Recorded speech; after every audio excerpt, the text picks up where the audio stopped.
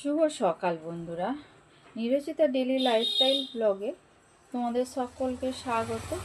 আশা করছি যে যেখান থেকে আমার ভিডিওটা দেখছো তোমরা সকলে ভালো আছো।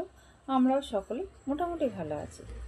সকালবেলা সমস্ত বাসি কাজ টাজ সেরে স্নান সেরে একেবারে চলে এসেছি গপুকে নিয়ে একেবারে সঙ্গে করে তোমাদের কাছে। দেখো, আমি পুজো হয়ে গেছে, পুজো দিয়ে একেবারে ঠাকুরকে সেবা দিয়ে দিয়েছি। তা দিয়ে তারপরে দেখো বন্ধুরা, চা করতে হবে। তোমাদের দাদা আমি দুজনে চা খাবো। চা খেয়ে একেবারে সরাসরি রান্নাঘরে চলে এসেছি। দেখো, তোমাদের কাছে চা খাওয়াটা শেয়ার করতে পারিনি। এদিকে দেখো, তোমাদের দাদা নিয়ে এসছে এখান থেকে গাঙের মোড়লা বলে না, গঙ্গার মোড়লা।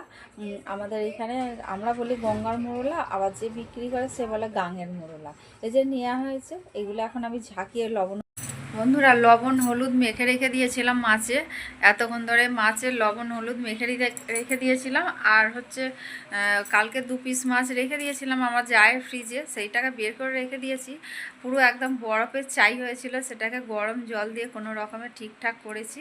এবার আমি মাছ রান্না করব। ডাল বসিয়েছি মুসুর ডাল, কারণ মেয়েটা এতটাই শরীর খারাপ যে মেয়েটা কিছু খেতে পারছে না।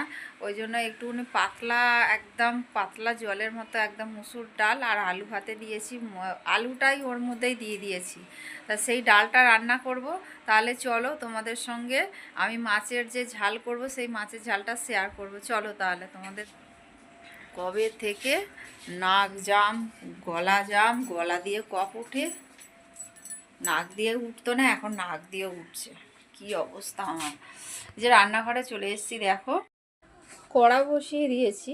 কড়ার মধ্যে আমি এখন রিফাইন তেল দেবো, কারণ ডাল যে পুচকির জন্য ডালটা করব সেই ডালটা ফোড়ন দেওয়ার জন্য।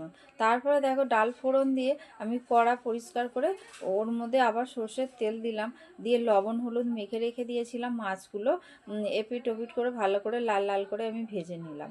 আর ওই যে তেলটা ছিল ওই তেলের মধ্যে দিয়ে দিলাম কালো জিরেটা একটুখানি ভাজা হতেই তারপরে দিয়ে দিলাম দেখো ঝপাং করে আলুটা দিয়ে দেওয়ার পরেই তারপরে দিয়ে দিলাম পেঁয়াজ কুচিটা দিয়ে আলুটা দিয়ে এবার একটুখানি ভালো করে ভাজতে হবে, একটু লাল লাল করে ভেজে নিয়ে ওর মধ্যে লবণ আর হলুদ দিয়ে লঙ্কা গুঁড়ো হলুদ গুঁড়ো দিয়ে দিলাম, দিয়ে একটুখানি সামান্য চিনি দিলাম, কারণ একটু কালারটা ভালো আসবে। আর অল্প তেলে তো রান্না করছি। বন্ধুরা দেখো, আমার মশলাটা কষানো হয়ে গেছে, আমি জলও দিয়ে দিলাম। আর কোনো মশলা লাগে না এতে। লাস্টে নামানোর সময় একটু যেহেতু ধনে পাতা দিয়ে দেওয়া যায় না বন্ধুরা, এটা অসাধারণ খেতে হয়।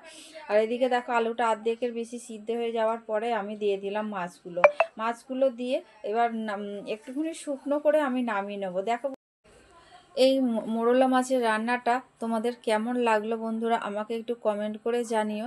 আর আমাদের এত ভালো লেগেছে, রান্নাটা এত সুন্দর হয়েছিল, সেরকম কোনো মশলা নয়, একদম অল্প পরিমাণে মশলা দিয়ে আমি রান্নাটা করলাম। তা দেখো বন্ধুরা, আমাদের ঘর পুরো অন্ধকার, সকাল 8:30। সকালে কারেন্ট গেছে বন্ধুরা, এখনও পর্যন্ত আসে না। আর আমার এমনি সমস্ত রান্না, বাসন মাজা, গ্যাস মোছা সব কিছু হয়ে গেছে। আমি ভাতটা এখন বসিয়েছি, কারণ কালকে রাতের ভাত ছিল, সেই ভাত টিফিন খেয়েছে কোয়েল, আর আমি মুড়ি টিফিন করেছি বন্ধুরা। এটা হচ্ছে পরের দিনের সকালবেলা। আর তোমাদের দাদা রাত্রে না বাজার করে নিয়ে এসছে, আগের দিন রাত্রিবেলা বাজার নিয়ে এসে তোমাদের কাছে শেয়ার করা হয়নি। তা চলো কি কি বাজার নিয়ে এসছে তোমাদের দেখাই। দেখো, 2টো ঝিঙে নিয়ে এসছে, তারপরে গাজর নিয়ে এসছে, এখানে ওল, 2টো পেঁপে আছে। আর এখন পেঁপেটা খুব দরকার।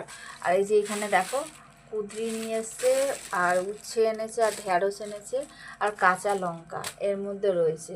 এই আর বরবটি, এই যে বরবটি নিয়ে এসছে, বরবটি। এই হয়েছে আমাদের বাজার রাত্রিবেলা কালকে।